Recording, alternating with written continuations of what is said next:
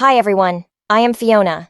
Today we invite engineer Xiao to explain us in this video about how to maintenance the compressed air filter for the EPS underfloor heating panel film coating machine.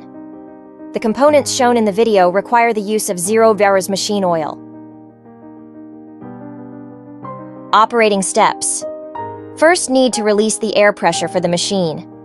The transparent component shown in the video can be pulled down and filled with some machine oil, usually about 80% full.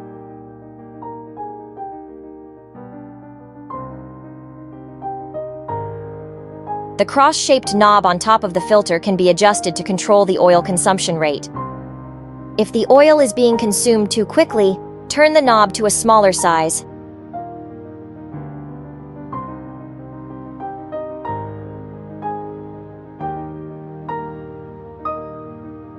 This is the drainage device, which automatically drains water from the compressed air. If the drainage device continues to leak water or air from the bottom, it is due to accumulated dirt causing the gasket to not fit properly.